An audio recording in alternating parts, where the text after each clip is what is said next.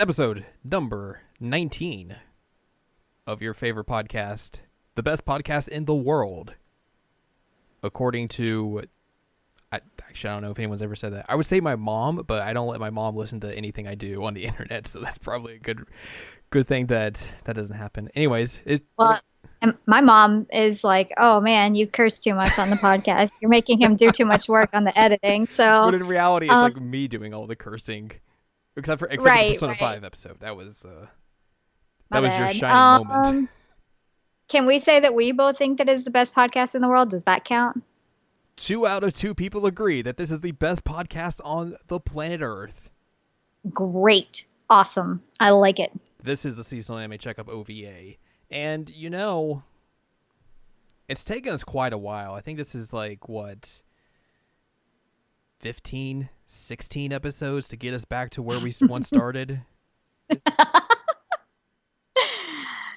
It's been Whoops. a long time, but we're going to talk about some anime. What the heck's an anime? It's one of my Japanese animations. Shout out to that.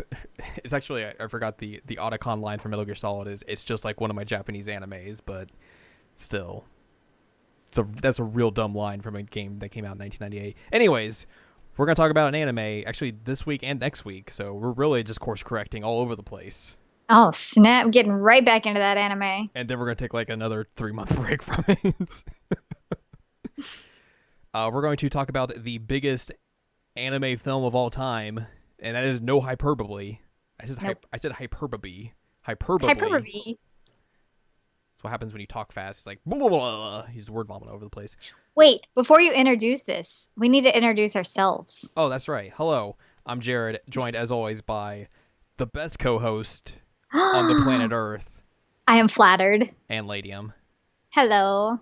We're your hosts for the best podcast on the planet. Yeah. You can also follow us on Twitter at Anime Checkup if you want to get a hold of the best podcast on the planet. And I won't say the best Twitter account on the planet because, there's way too many of those out there. There's some really good ones. Some really good ones. That's a good place to talk to us about whatever episode we just did or just, stuff in general. Because why not? Yeah. Because we're cool people. Because this is a podcast about having conversations with anime, video games, and manga. And that's what we're going to do. We're going to have a conversation about the literal biggest anime film of all time. Yep. Your Name, a.k.a. Kimi no Nawa.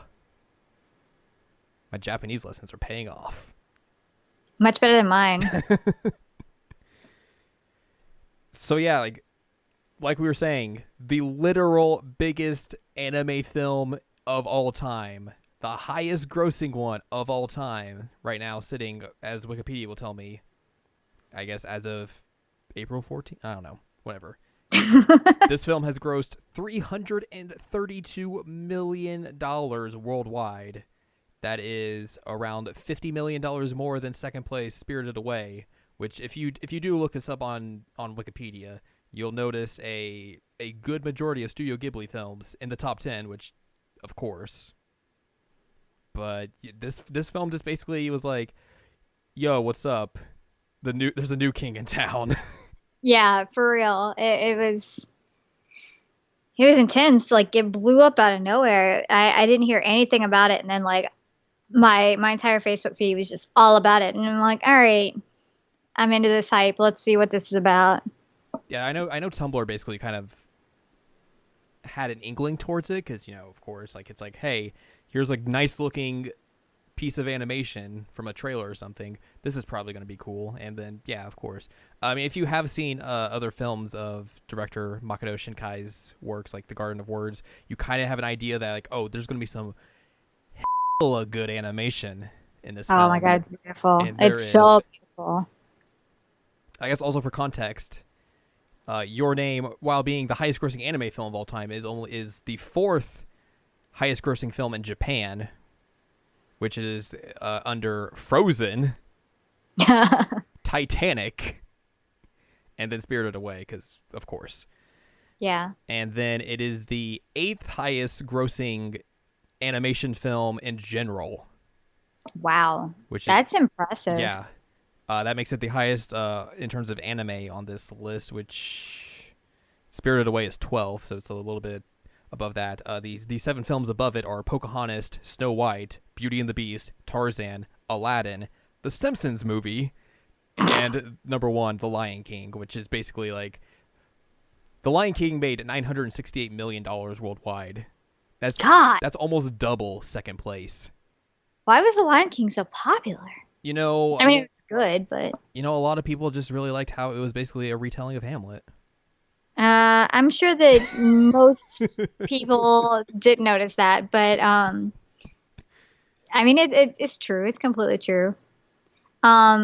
I will say though that I went and saw this in theaters last night, and literally as I was walking out of the theater, I looked on Amazon to see if it was available for purchase yet, and it's not, and I was bummed. But I will buy it as soon as humanly possible. I'm assuming basically it's going to like be out very soon, just because I know Funimation has the rights, and that's why it's out in theaters right now. And I would assume with how much popularity and critical reception and just all that like buzz going around, like they're probably gonna want to get this out to the home releases pretty darn soon.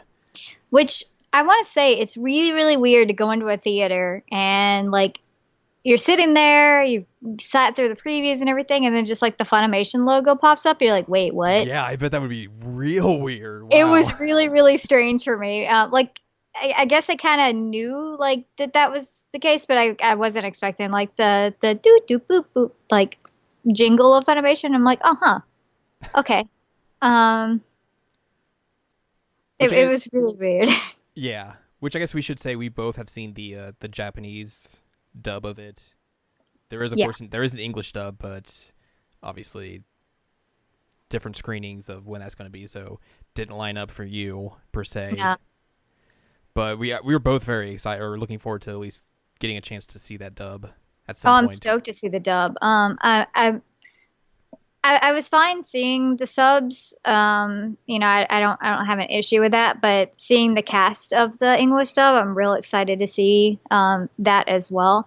But the only time that it was showing in my area was like in the morning, and this, most of our listeners do not. I am not a morning person, and the least.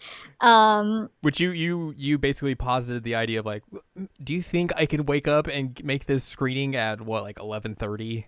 11:20. And I was like, I don't know about that. Yeah, well, and also considering that there's like a 30-minute drive to get there, and I have to park, and then I have to walk, and I was like, it's pushing it. But like most people, when they listen to this, they're gonna be like 11:20. That's not early, but like you have to understand, like I do not do mornings. I'm non-functional before noon. Just period. If you want my best work out of me, don't ask me to do it until like 3:00 in the afternoon. It's why we've never done a podcast in the morning. No, I mean, pretty much it would just be Jared talking and me be asleep.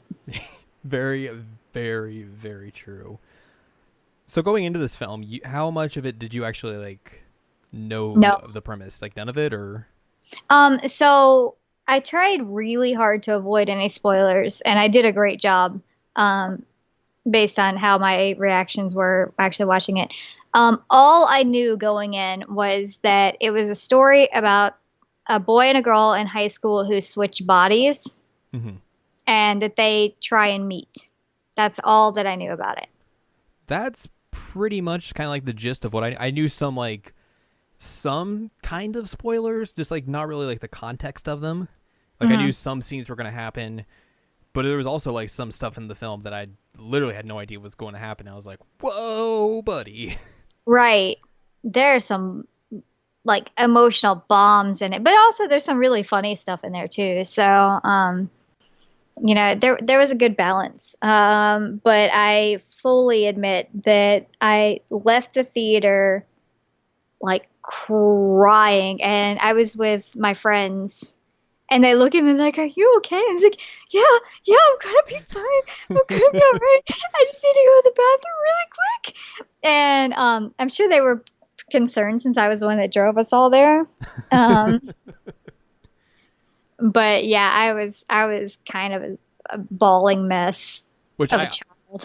I saw it the day before you did, and I was like, afterwards, I was like, you need to prepare yourself for some sad stuff. Well, and I appreciate that because you know that I'm a like highly emotional person. Yeah. I cry so easy, but man, love stories get me. They get me hard. Well, that sounds inappropriate. They get me very emotional.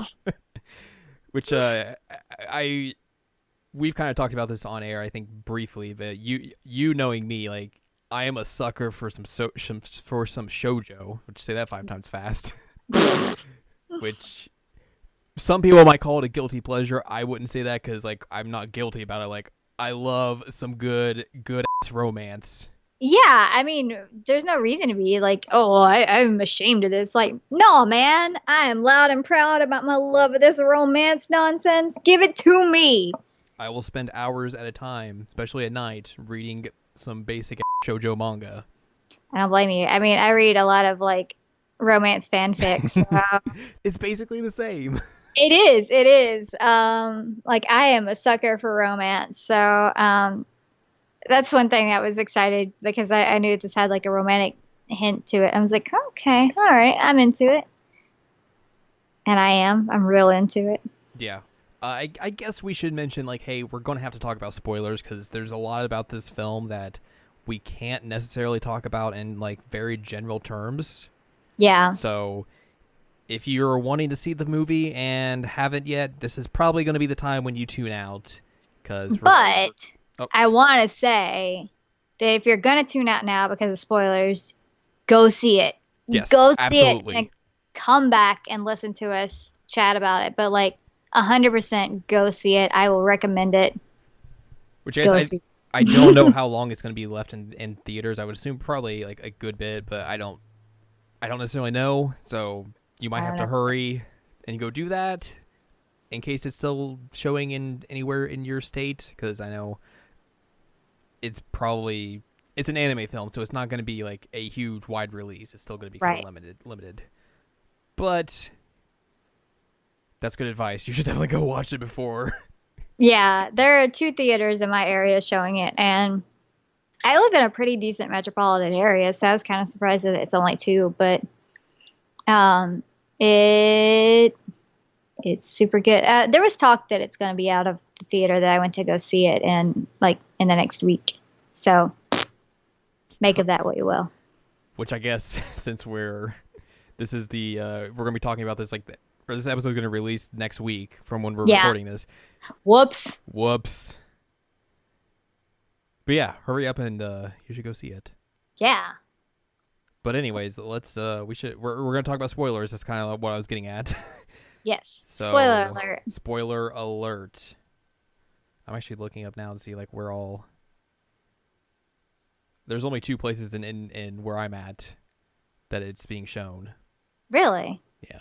One of them is the place where I saw another anime film, which I'm like, okay, that makes sense. Which is like, it's like a tiny little kind of artsy film theater in a mall. Yeah, I mean, the place where I saw it is literally like it markets itself as like a film center. It's not actually a theater. Like they try and be fancy and they have a cafe and all that. Like it's one of those places where you can literally just buy booze and go watch a movie. That makes sense. And I was like, yeah, this is fitting. And they have like, they're going to go show like Starship Troopers and Serenity and Big Lebowski and things like in the next few weeks. So I was like, okay, this makes sense. Go watch your anime and then watch all these old films. Yep. All right, we're going to talk about spoilers now. So I don't know. Stop listening if you haven't seen, or keep listening if you just want to keep yourself spoiled. That's cool. I'm not here to judge how you live your life. Some people like getting spoiled on things, and that gives them more excitement to go see stuff. Yeah. So, time travel. Time travel. Was not expecting that actually at all. Because like the premise of the film, the first like half hour or 45 minutes is basically, we got these 2 high school kids who are switching bodies at random, and they're going about each other's days trying to not tip off other people, even though they're basically tipping off other people that something's up. Yeah. There's the great scene that we both really liked of when Mitsuha is in Taki's body, and she's talking to his two friends and like trying to say I, but she first says it in like the feminine way. It has to go through like 4 different ways of saying I before she gets to the way that Taki says it. And it's so funny because like his friends like look super offended when she says it like the formal feminine way, and then like she keeps trying, and like she's judging by their faces, and they like one of them, I forget, it's the second I version that she uses, the one with the glasses, I'm forgetting his name, my fault, Tsukasa. He just looks like she kicked his puppy. Yeah. Because she uses like a very formal like version of I, and he's like, what? It was such a funny scene. It's definitely the one scene we want to see done in the dub, just to see how they do it, because they do it. Obviously, like the English language doesn't really have feminine versions of like singular pronouns, right? Or even like formal versions. Yeah. So like that's one thing she does, is she goes from like feminine to like very, very formal to like a young boy version to like a really He-Man masculine version until like she lands on the right one, and it's really, really funny. I was actually surprised. Usually like weird, like kind of gross humor bothers me. right? But I legit was laughing my butt off every single time that the little sister opened the door, and Taki and Mitsuo's body's just like groping the boobs. I'm like, can you imagine what that little sister is thinking? She just like every time it's just like, oh, she's really losing it this time. And it's like it just gradually escalates, especially because like the first time he does it, because like it's young boy in a girl's body curiosity. And then, like, afterwards, he's like, I'm not going to do it. I'm not going to do it. And then the sister opens the door, and he's like, boom, right on the chest. Yeah. It like I said, usually that kind of stuff bothers me, but it was done really well in this, and I thought it was quite funny. And also, there's a part where Mitsuo is in Taki's body, and she's like, there's something there. And then, like, she realizes that she has to pee, and she's like, what do I do? And then she comes out of the bathroom, is like, all embarrassed, like, oh, no. Yeah, it was really, really funny. But, and my friends and I had a discussion on the way back about that scene. They're like, well, what would you do if you were in a boy's body? I'm like, I'd sit down. I don't give a crap. Like, I would totally sit down to pee. Yeah. And they're like, no, it'd be better to just have the bathroom spray everywhere. Like, you'd figure out the aim eventually. And I'm like, no, I don't care. I'd still sit down. No, it'd be a mess. Yeah, you would have to clean it afterwards. What's the fun in that? Right. We had lots of discussions afterwards of like, what would you do if you switched into a boy's body for a while? And I'm sure you can guess what the first answer from most people was. No, I can't. Really? Imagine. No. I really, really, I'm sure you know. Be like, wow, I got facial hair. This is weird. Yeah. Women shave so much of their bodies, we're not interested in shaving anymore. That's true. It'd be like, oh, I don't have to shave. Done with that. I think it would probably like, it would differ like how old you are too. Like, yeah, it definitely would. With these two, because they're high schoolers, right? Right. Yeah. Like, yeah, I could see the way they handle that as being a way you would handle that. But if it was like how old you and I are, it's going to be just like, huh, that's weird. Well, I got to deal with this, I guess. Right. Like, what would I do? I would fight the patriarchy. That's what I would do, because I'm a dude. No, I'm joking. But I'm assuming that they're probably around like 15, 16 years old. Probably 15. Right. That was my guess watching it. But so you go into the movie and like that's what you're introduced with. Is like them trying to deal with the body switch, and it's done really, really funny. So you're not really expecting like emotional bombs later. But I like the way that they set up the body switches, because you are shown like some scenes of it, and then like later on you see them back in their own bodies, and people are like, oh man, it was like a demon possessed you. You were really weird yesterday. And they're like, what's going on? And like Mitsuha opens her notebook and it says, "Who are you?" Um, and then eventually you get like the flashback of what happened Yeah. to make people say that. And I thought that was a really cool way to set it up instead of just like straight up showing like what happens through the day. Um, and one thing that I thought was clever is like how they demonstrate like when Taki's in Mitsuha's body is like when she doesn't have the hair ribbon in because he doesn't know how to do it. Right, yeah. She just has like a regular ponytail. So that was a cool touch that they were like, yeah, this is how you know like who's who and all that. And you could tell like when Mitsuha was in Taki's body because he basically there was like a different almost like drawing of how they did his character. It was like it was definitely more like of like a feminine aspect to it. Which yeah, he definitely looked more feminized like when she was in his body. Mm-hmm. Which I kind of like as well, like how they kind of set up how Mitsuha lives in this shrine, and there's obviously some supernatural element going on with body switching and all that sort of stuff. So there's these like it's just a little groundwork being like laid out for you, like oh, because usually I mean like in any known like or uptold number of Japanese media, like there's gonna be characters that live at shrines, like Right. that happens. So it's not like you think like, oh, well, this character lives in a shrine, supernatural stuff's going to happen. Like, that necessarily isn't the case. But obviously with this, it was the case. Right.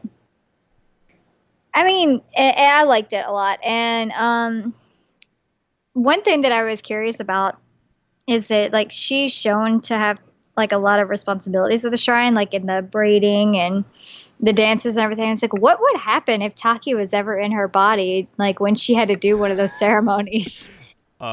He would be very much in trouble, because I doubt he could learn that very quick. No, there's no way. But that was one thing that I kept thinking was, it's like, oh man, what would happen? But it never happened. So that was. But they did okay. show him like I think a couple times when they were doing like the braiding. The braiding, yeah, like he was present I think for like a few of those. So I think like he might have had some idea for that, but like the presentation of shrine bait and stuff and all that, no. Nope. He would have been very much out of his element. And it was also funny. It showed that Taki had a crush on one of his coworkers who was older than him, and the older girl doesn't actually like him unless Mitsuha is in his body. Yeah. I was like, oh well, okay then. So that was pretty entertaining to me, and I like the whole like clever mechanic of them like keeping a diary of what happens, so that they know like what happens during the body switch and what's going to end up like what they're coming back to, and they have like schedules in their calendar of like you have this to do on this day, which makes the twist that happens like all the more impactful. It does, but I also saw something on Tumblr today. I was like, oh, they're right. I didn't think about that. What's that? They're using the calendar all the time. How did they not notice the year was different? Yeah, that's true. But I guess whatever. It's one of those things you're not supposed to think about. Right. I didn't think about it the whole time, and then like I saw it on Tumblr. I'm like, huh. I mean, I guess like when I look at my calendar on my phone, I don't look at the year. Yeah. So who knows? But she was clearly moving 3 years into the future and taking his body. So I guess for him, it wouldn't have been different. Or when he looked back at like what she was putting in, it would have correlated with like his present dates. But when he went back to her, eventually he would have noticed that like the year was different. Right. So you'd think, but we also don't get like a context of how long it was going on and all that. So right. And meh, plot hole, but whatever, it was still good. One like little like I guess some details that I liked. Like obviously we talked about how like the animation is very very very good.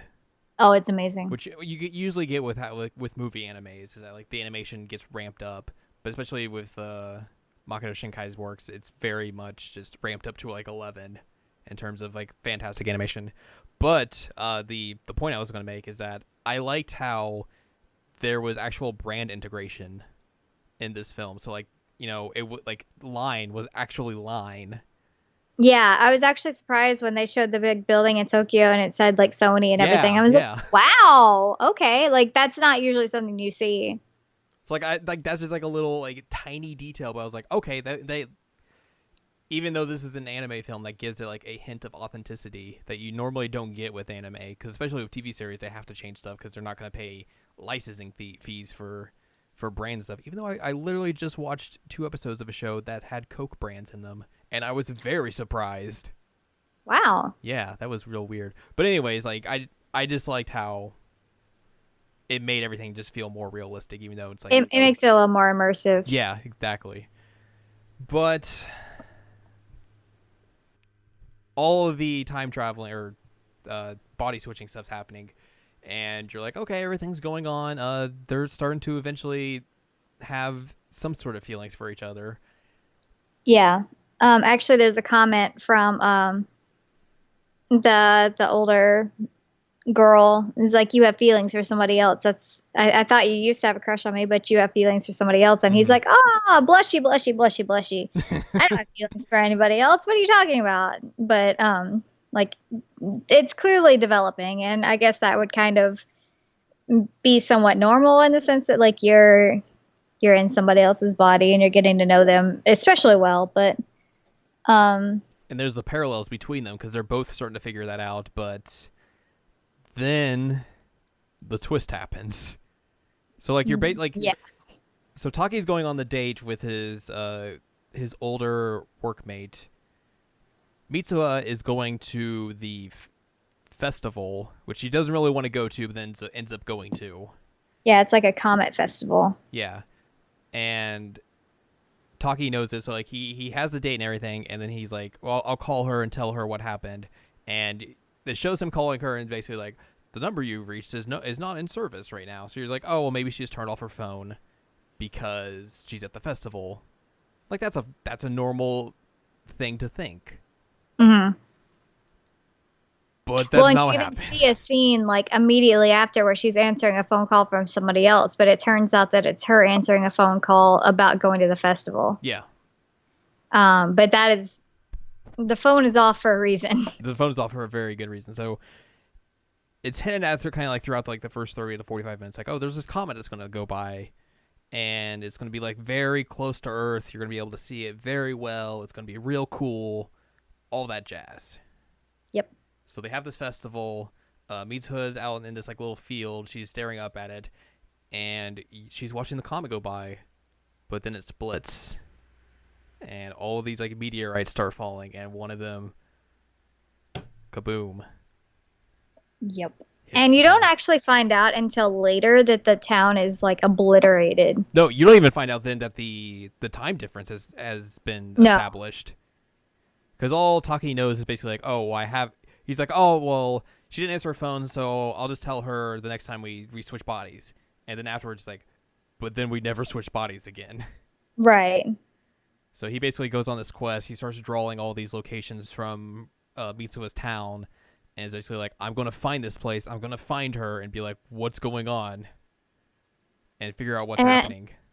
It shows that he's really interested in like landscape and architecture and things. Like he even has a big poster in his room that says architecture. That's literally all it says is architecture. But it shows that he's a very good artist. And so he starts drawing off of his memory, like what he remembers about her town. And he takes those sketches with him on his quest to find her. And basically he just basically goes out to the sticks and doesn't exactly know where her town was. Eventually he goes into like one of his friends and the older workmate they basically kind of like tag along because they're like, we don't know if you're going to be okay.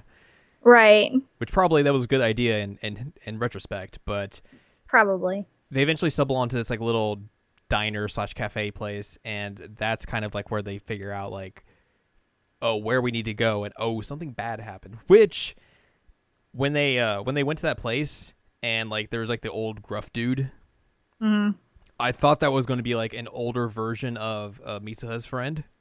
And it Oh, was going to be like a very big time skip, yeah. but that didn't actually end up being the case. It's only like there's 3 years difference between them, 3 years difference. because they go to like this library or hotel place that has like all this information about what happened. And it's like, oh, here's the town that disappeared, and here's like a book of all the people that died during it. And he finds her 2 friends first, and Yep. then finds her name. He's just like, Yeah, it shows that like the entire town was wiped off. Like 500 people died. Mhm. And he realizes that like the only safe spot in town was like the high school, because he starts freaking out. It's like, I was here, I remember this, I know this high school. And his friends start to kind of think he's nuts, Yeah. which uh you know, okay. And they end up he tells them to go back to Tokyo without him.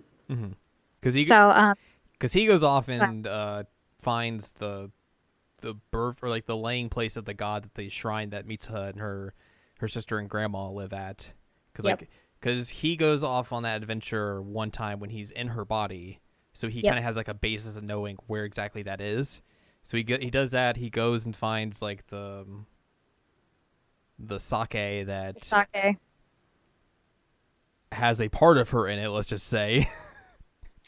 Well, her grandmother like goes through an entire explanation of like, this is part of you, it's half of you. Like, there's an entire, I forget the phrasing, but she uses a phrase that's like, anything that you do in life is this phrase. And so she was saying like, it's all part of you. And so he finds the sake and like is considering like, this is part of her, maybe it can help me. And so he drinks it. And then one of the most beautiful scenes in the entire movie happens. And that's also kind of like where, like, the scene before, when like he's in her body and they're going up to the shrine, like the sister and the grandma as well. Like, that's kind of where you get the idea, like, oh, they switch when they're dreaming. Yeah. Because the grandma's like, oh, you've been dreaming, haven't you? You've been dreaming, haven't you? And then like he goes up there by himself. He drinks the sake because he figured out, he knows which one's which, because he was there when they planted him. He was there. And he does that, and then basically kind of just like passes out. Right, but that's when like the super pastel beautiful part happens. Like, that scene was absolutely one of the most beautiful animated scenes I've ever seen in my entire life. Right. Because it's like watercolor pastels, and then it has like the red braided cord between them, which I'm sure you know about it, but like the whole like red string thing, like fate. Yeah, I'm a sucker for Red String of Fate stories, let me tell you. Heck yeah. And so that's what I was thinking the whole time, is that like, because it's kind of wrapped around him, that it's like the Red String of Fate. I was like, I love it. It's so good. So this is probably like the first time that I started crying in the movie. Actually, no, that's a lie. When I saw that the town was obliterated, that was one time. When he drinks the sake and all the pastels, partially because it was so beautiful and I have a problem with beautiful things, I started crying again. You love pastels. Yep. JoJo attests for that. It's true. Like, when you put pastels in animation, I'm just automatically sold. Like, it's beautiful. It's a real problem. Like, I always think it's funny. This is kind of a side note. Whenever I read about the development of Centipede, they're like, oh, we put Donna Bailey on there to appeal to women. And she's like, yeah, I put pastels in there. And I was like, oh, I guess, do pastels appeal to women? Then I realized, like, yeah, okay, pastels do appeal to women. I freaking love pastels. There you go.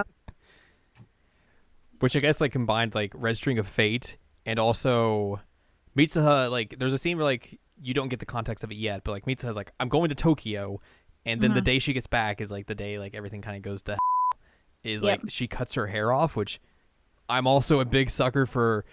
Character cuts their hair off to like show a big change in them type stories. So it's just like bam bam 1-2 on that. Right. And her guy friend is so alarmed and upset that she cut all her hair off. Like, he mentions it so many times, like, her hair's gone, her hair's gone, her hair's gone. It's like, wow, you really care about her hair, don't you? But he's also a pretty entertaining character in and of itself. So is this when, like, sorry, I'm getting choked up. Emotions. Is this no? This is not when he's able to go back in time yet, is it? I think this is when he goes back in time. Okay. All right. I'm just trying to remember exactly. I don't want to say things and then be wrong, and then people are 'Cause like, "Hey, you got it wrong." He's definitely in that area when he goes back. Yeah, and he ends up like popping back into her body at one point. And that's also Oh, the great introduction of like he's crying because he's like so happy, but then hey, squeezing her the boobs. sister walks in on him crying and squeezing his boobs. And I said in the theater because I was a jerk who talked in the theater at that one point. How dare you? I was like, who doesn't do that when they wake up? I mean, that's what I do every day. Cry and squeeze my boobs. I'm happy that they're there. But that was pretty funny that he's just like bawling.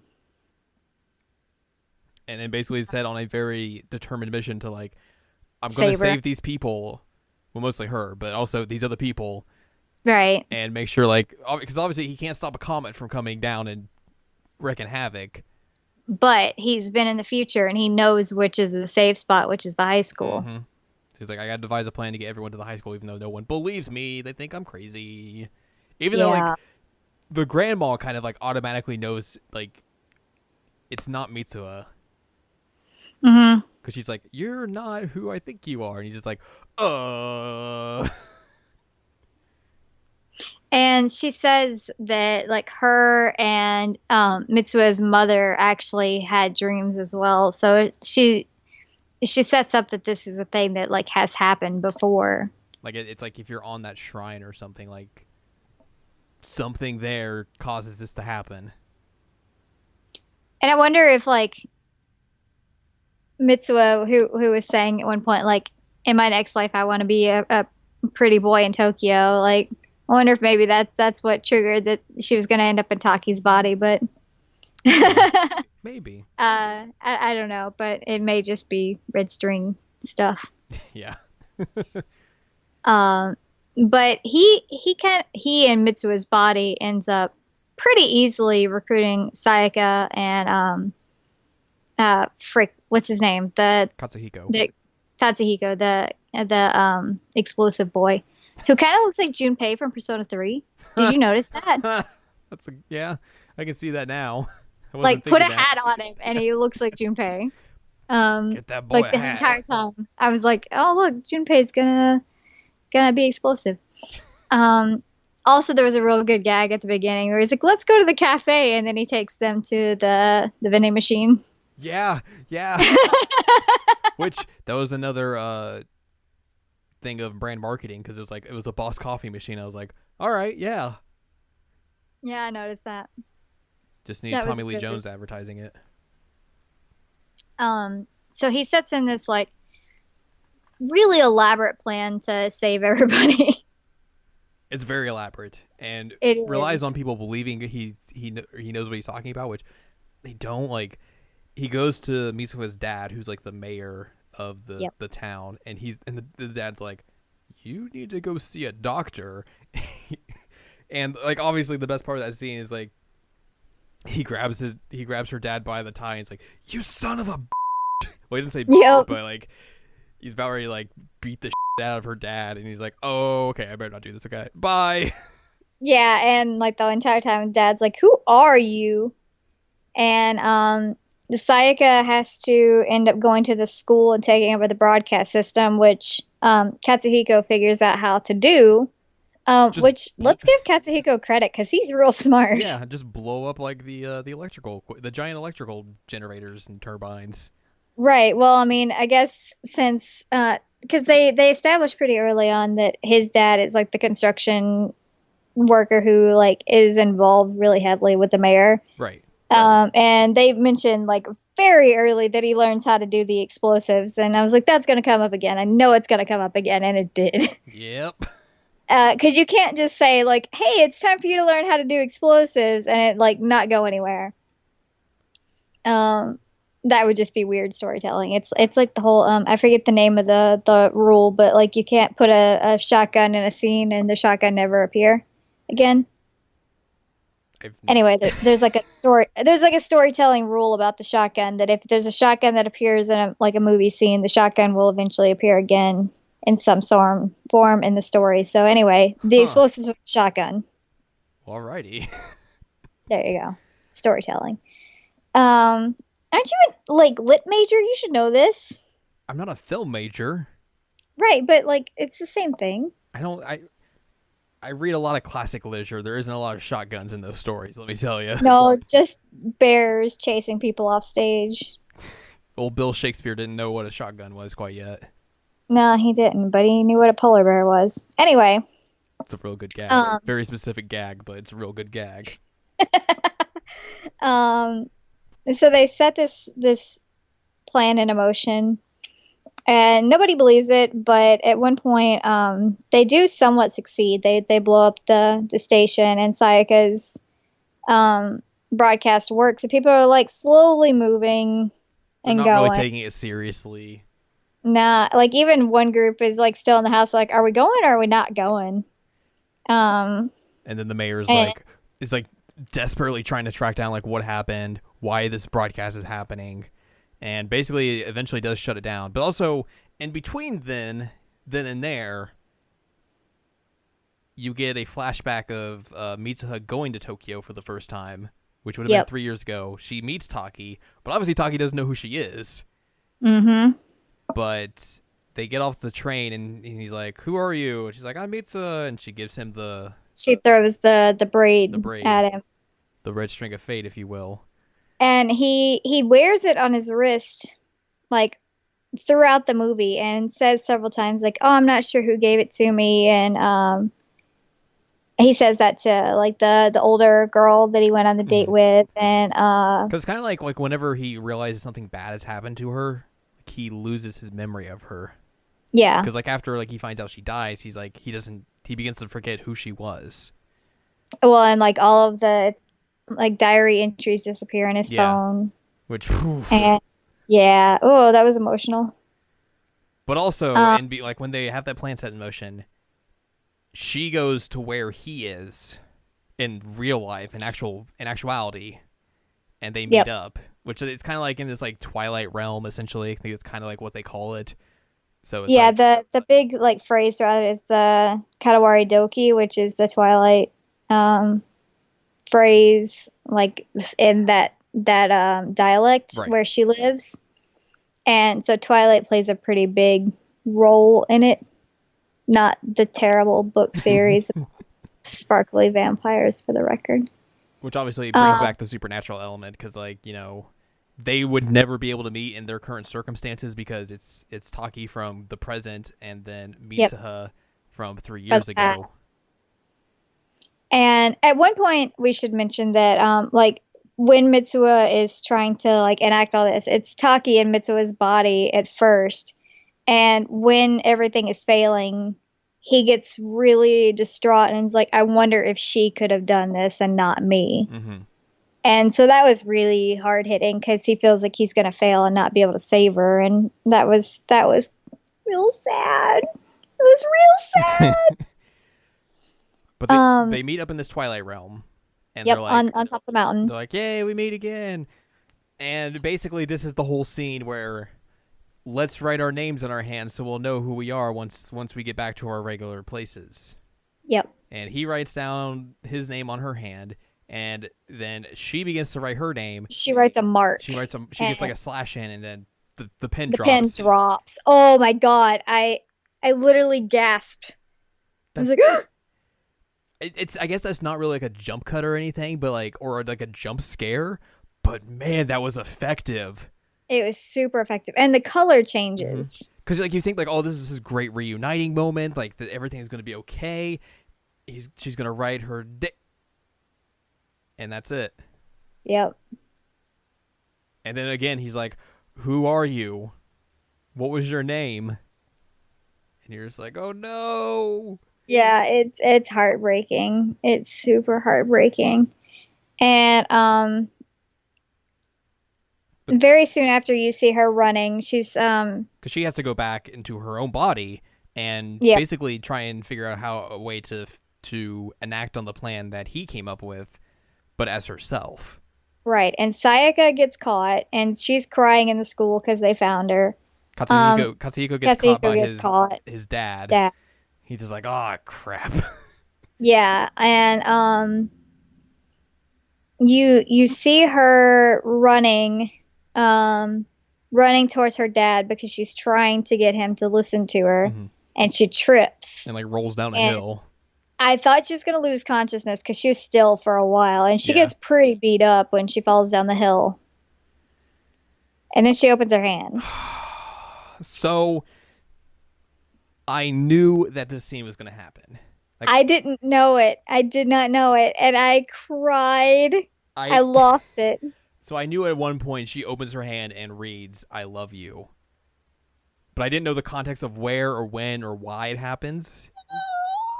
But man, like even like I knew that was going to be what she opens up and read. Like it still hit me so hard. It was super effective. Like I said, I just started crying because she opens it and sees "I love you," and it's like you're expecting. Well, you weren't, but I was expecting his name, and like that would encourage her. But like, no, oh my god, it was so good. I'm not gonna cry on the podcast. It was just like instant teary eyed. I was like, boom. Yep. And then she gets the strength to stand up and keep running. And very soon after in the film, like you don't actually see what happens to her, but you see the comet hit. Well, you see her like you see her get to her dad. Yeah. And that's basically what you see. That's like you see that, and then I think that's when the comet hits. Yeah. Or it's very soon afterwards. So like it's basically left kind of on a cliffhanger because like you don't know did she succeed or not. Right. Well, and also I want to mention that it's really effectively done when the comet hits because there's no sound at first. When it hits, like all the sound in it just is like out. It's done. So it's real. I was gonna say impactful. That's a really poor choice of words in this situation. Oh boy. But it was super effective. That entire thing was just emotional roller coaster. It was great. It's real good. And then basically you get another time skip. You do. And you have Taki in his 20s, I'm assuming, based on the math. It seems like it's like post college. Like he's Yeah, I'm thinking so because they said it's 5 years. Well, it's 8 years since the incident. It's 5 years since their trip. So yeah, that would basically make sense. Like I think he's like basically kind of fresh out of college. He's trying to find an architecture, like landscape type job. He's applying to a lot of jobs. They all make fun of him for his suit, which I didn't say that the suit was bad, but they all make fun of him for his suit. It's a young kid in a suit. Yeah. Also, my assumption, and correct me if I'm wrong, it seems like the coworker ended up marrying Tsukasa, the guy who went on the trip with him. Because she flashes her ring and says, "Someday I hope you'll be happy too." Yeah, I know. Yeah, she does that. I didn't pick up on that, but maybe I just didn't see it. Because it seemed like those two bonded really well over the trip, and I thought that's what was implied is that those two got together. I guess you'd have to go back and look at the cafe scene when he's with all three of them just to see if like he has a ring on his finger. That's true. Yeah, I'd have to do that, but or it's just like, hey, she got married and blah blah blah. Right. Either way, it shows that she got married. His friends are basically like busting his because one of them has like a ton of job interviews and offers and everything, and the other one like makes decent money, and they make fun of the suit. Yeah, pretty much. They're like, we have better situations than you do, and that's it. Yeah. So you kind of see him living his life through Tokyo now. Well, and he narrates that he always feels like he's looking for someone or something. And you get these like brief glimpses of someone, but they don't reveal a face or anything quite yet. With a braided red ribbon. Mm-hmm. Which that's very much accentuated when he goes to this like restaurant or something, and he sees the older versions of Katsuhiko and Sayaka. Yep. And they're married. Yeah, they're married. They're in Tokyo. Or they're getting married. They're planning the wedding. Yeah. and he just like he recognizes them and just like, huh? But it doesn't like click or for anything yet. Like he doesn't remember Mitsuha or anything like that. But he's like, I know these people. Yep. I was real happy those two ended up together, by the way. Yeah. And I think like afterwards he passes who we think he passes, but obviously they don't recognize each other, and that leads to the big climactic finale On the train. when he says he has the line where he's like, I've always been like these last few years, I feel like I've always been searching for someone, and the trains like meet and they're face to face, train apart. Yep. And they're both like, oh, it's that moment. Well, and he even talks about how like he's been so drawn to the comet situation, and like he always read news articles and he always read about it, but he couldn't figure out why he was so drawn to it. Which that's also the case of like it reveals like, oh, everyone survived that. Yep. So the plan everybody worked. survived because they got to the high school in time, and they were having I forgot exactly how they worded it, but basically like they ended up having some kind of drill. Yeah, I think they said it was like a bomb drill or some sort of drill. But yeah. That was like So the official word. So that was great. And then you see them like running like in train stations, trying to get to where the other person was. Mm-hmm. And I was afraid at one point. I was super afraid because it shows them walking on stairs past each other. So they get to they get into a stair set, and it's like she's on top, he's at the bottom. Mm-hmm. And like they both look at each other, but like they don't like realize it yet. And then like they, like you said, they walk by each other. And I was very concerned as well. I was gonna be so upset if they ended it that way. I was gonna be really, really upset. But they don't. He gets the gumption finally to turn around and just like, do I know? Yeah, have we met before? And she looks so happy. Yeah. And she's like, I thought that too. And everyone's like, yay. Except like, I mean, all the other characters in the world are like, yay. Yay. I was like, yay. I was like, oh man, these are tears in my eyes. Yay. I'm telling you, I was crying so hard when I left the theater. Like, oh my God, it was so good. Leaky Faucet City. Right? Oh man. Oh, and also we didn't mention it, but I'm going to now. At one point, when he's doing like the time skip, like to go into her body, when he's like falling back in time or whatever. Right. He actually gets to go like through her life story essentially, and so he sees like her mother and all that. I was like, woo! So you get some really cool backstory on Mitsuha through his pastel trip. Like why their mom's not there, the rift between her dad and the grandmother, all that sort of stuff. Yeah, it was emotional. It was really, really emotional. Like the whole movie was just like, you told me it was gonna be sad. I wasn't wrong.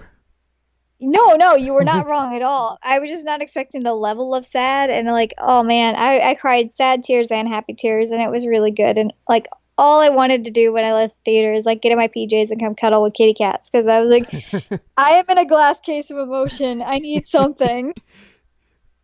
Except you did that, and then you went home and watched JoJo. Yeah, whoops. Which was another glass case of emotion. Man, it really was a glass case of emotion, but a lot of that emotion is just WTF. Yeah.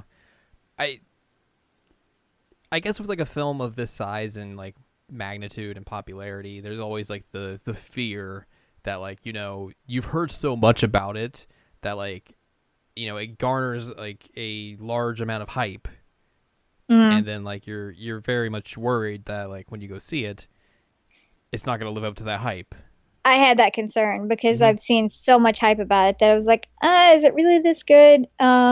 Yes, it really is that good. It deserves all the hype that it was getting. I actually had one of my friends that I went to the movie with last night ask me, she's like, In your opinion, and this is going to be a controversial statement. Uh-oh. In your opinion, is it better than any Studio Ghibli movie you've watched? Box office And numbers would agree. my answer is yes. It is better than any Studio Ghibli movie I've ever watched. So you want to know another controversial opinion? Yeah. I've only watched one Studio Ghibli film, so I can't really have a comment one way or the other on that. Which one did you watch? It You was can't even remember, can you? it was a very recent one. Oh, I think okay. it was when Marnie was there. Okay. It's like it came out like in 2015, I think. Wow, you haven't seen like the classic ones. I think I might have like when I was younger, but I don't remember. I don't know if it was that or not or something else. But yeah, Okay. I really don't have like that. I'm not saying like I don't have that affinity. I just don't have like that knowledge, I guess. Okay. But yeah, that was asked, that question was posed to me, and I honestly say yes. It may be just because like this type of story appeals more to me than a lot of the Ghibli stuff. Right. But it's super good. And since we were talking about it before the podcast started, the soundtrack is great. Yeah, like It's really good. they do some good ways of inserting like songs into the show or into the film itself. So like there was kind of one like around the 30-minute mark where it was kind of like a transition into another part of the story, but it almost kind of felt like, oh, this is the first episode's over. Here's the credits song. And I kind of thought that was kind of it was goofy, but also kind of fun. No, that's exactly what it felt like. It felt really like we just got like the intro episode of it, and like now the second episode's gonna kick in. Like that's really what it felt like. It was real effective. But like the other places that they inserted songs as well, it was very, very effective, and the music itself was good as well, which you would definitely hope for. Right. And it was done. What is the name of the band? Rad Wimps. Rad Wimps. I knew it was like a combination of two English words. They did a great job. Yeah. They did a really great job. Which I guess they've also done English versions of those songs, so I would assume that those are in the dub, the English I dub. would assume so too. But like, which that's also a real cool thing to do. Like, you know, most movies of this nature, like anime movies, like they wouldn't necessarily, you know, retranslate the songs as well into English. So that's just a little added thing you get there. Well, and we listened to them before we started the podcast, the English versions, and they actually translated really well. They sound great. So I was impressed. Which can be hard to like when you're, you know, translating between different languages to like keep it can be really, really keep the hard. songs being good and stuff. So, or it's something like, oh, we got this like we got this sound alike artist to do the English version. Yeah, no, they did a great job. Like the soundtrack was phenomenal. That it worked really well in great areas of the story. So it says that the theme music. Okay, yeah, it was composed by the lead vocalist of Rad Wimps. The theme music was nice. Nice. I was reading the Wikipedia, and it was saying that it was saying the soundtrack of the film was well received by both audiences and critics alike, and it's acknowledged as being one of the factors behind its success at the box office. That's got to feel good for that band, but yeah, really, really good soundtrack. I'm sure like people who have listened to other episodes are gonna be like, "Oh God, of course she's gonna bring up the music again," because every single episode I'm like, "So let's talk about the music." I mean, music's a good thing to bring up. It's important, and especially because like you were saying at one point, it feels like a good transition, like to use the music, but also like in a lot of the emotional scenes, it makes it hit pretty hard. So yeah, it's really effective use of music. So we have been very praiseworthy of this film. Yep. Which is kind of funny because the director Makoto Shinkai has basically gone on record saying, you know, this film could have been better. Wow.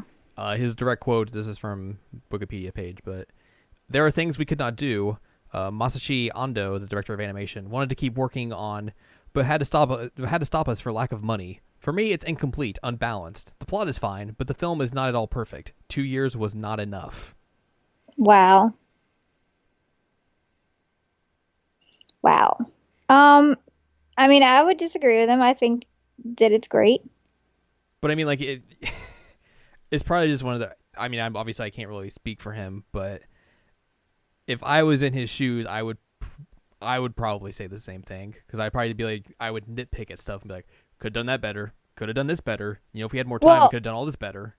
Right. I mean, and I do that, like, anything that I create. I'm like, well, I probably should have done all of this differently. But creators can be the very worst critics. 100%. You and I 100% attest to that. Oh, yes. Yes. So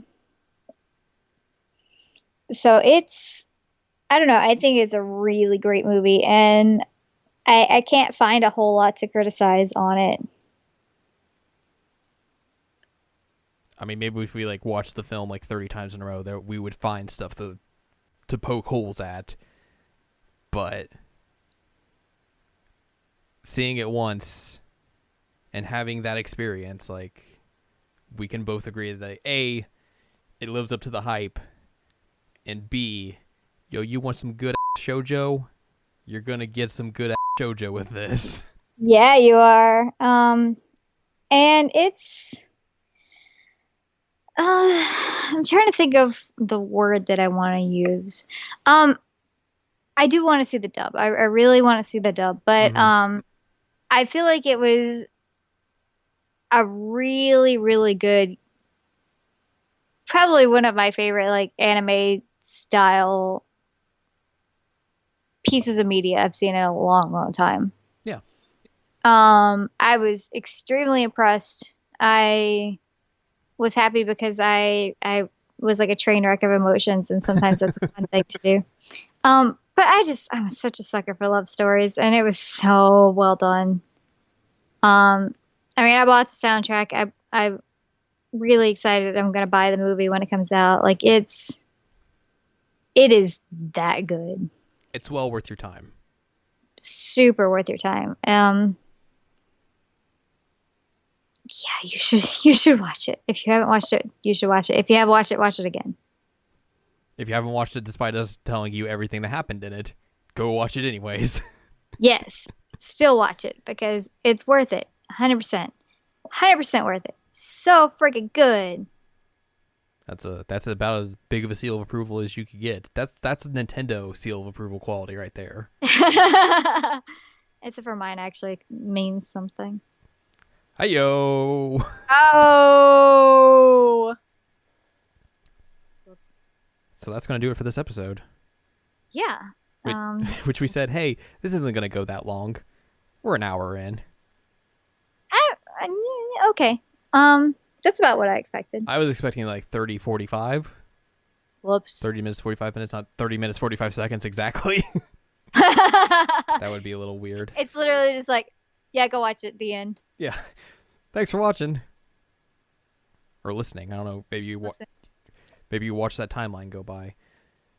I hope you're not watching me. That would be weird. Please don't watch me, people. I guess we should mention that we're going to eventually get to that Zelda episode that we've pushed back 2 times now, which I did not talk about in the opening. Eventually it will happen. Eventually it will happen, unless it gets bumped back for something else entirely again. But eventually it will happen. I can promise you that. Not next week though, because next week we have something else lined up. We thought we were going to have it like perfectly lined up because of the way scheduling was going to work, but then somehow Toonami decided to air 2 episodes of JoJo last night, a week ago by the time this goes up. So we were like, huh, that's weird. Anyways, well, we're still going to talk about parts 1 and 2, aka season 1 of JoJo's Bizarre Adventure. Yeah, we are. Next week. And boy, it's going to be a wild ride. I mean, I'm sure you've really enjoyed my text messages about JoJo. It's been the best.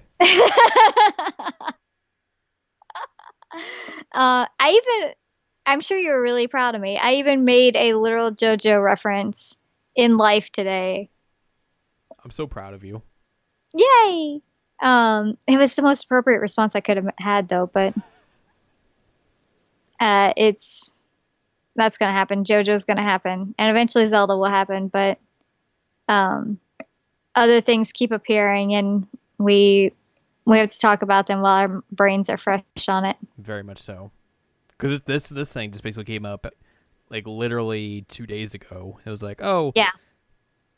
you were like, I'm gonna go watch that film. I was like, I should probably watch that film too. Let's talk about it. Okay. Anyways, Zelda. Whoops. RB. But yeah, JoJo next week. I'm very excited. JoJo next week. For more information, check out seasonanimecheckup.com or sac.cool. Follow us on Twitter at Anime Checkup, where you can find us talking about stuff. Yep. Pretty much it. You can follow Anne Ladyem at anneladyem.com, where she writes stuff. You have something in the works, though, don't you? I am actually working on I'm working on two things that I started today in my fit of rage, so I'm gonna have to edit some of it. I'm starting a piece. I want to do an in-depth look at Persona 5. Not that our podcast is not in-depth, but like from my perspective only. I want to write about Persona 5, and I also want to write about ukulele. Controversial games in their own right.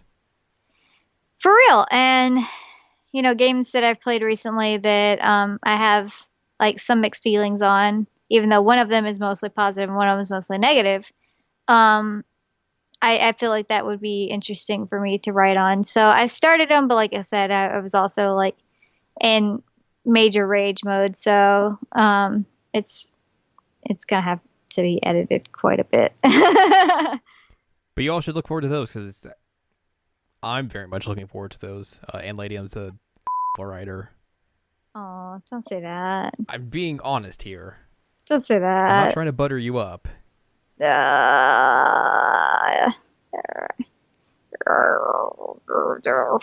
Okay.